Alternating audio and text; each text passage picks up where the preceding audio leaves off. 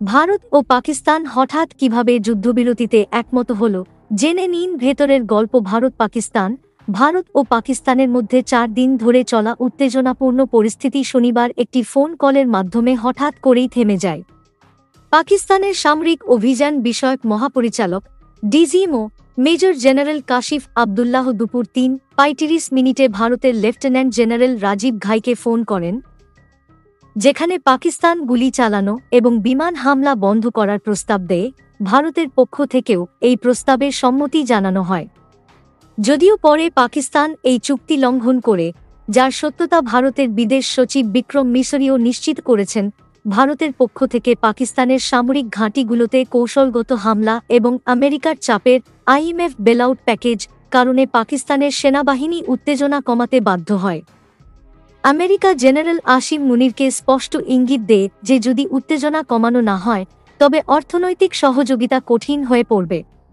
সূত্র অনুযায়ী আমেরিকা এবং অন্যান্য দেশের প্রতিনিধিরা ভারতের শীর্ষ নেতা বিদেশমন্ত্রী এস জয়শঙ্কর এবং জাতীয় নিরাপত্তা উপদেষ্টা অজিত ডোভালের সঙ্গে কথা বলেন।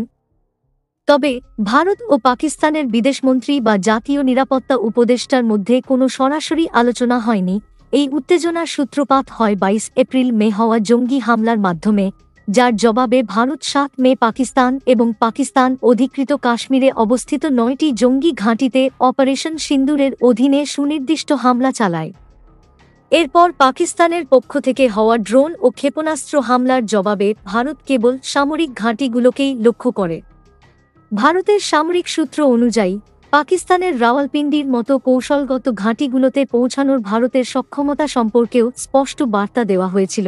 মার্কিন বিদেশমন্ত্রী মার্কো রুবিও পাকিস্তানের সেনাপ্রধানের সঙ্গে কথা বলে উত্তেজনা কমানো এবং ভবিষ্যতে আলোচনার সম্ভাবনা বাড়ানোর ওপর জোর দেন। মে হামলার সময় আমেরিকার ভাইস প্রেসিডেন্ট ভ্যান্স ভারতে ছিলেন। তিনি প্রধানমন্ত্রী নরেন্দ্র মোদীর সঙ্গে সরাসরি কথা বলেন। শনিবার একটি সাংবাদিক সম্মেলনে ভারতীয় সেনাবাহিনীর কর্নেল সোফিয়া কুরেশি এবং বায়ুসেনার উইং কমান্ডার বেমিকা সিং ইঙ্গিত দেন যে যদি পাকিস্তান উত্তেজনা কমান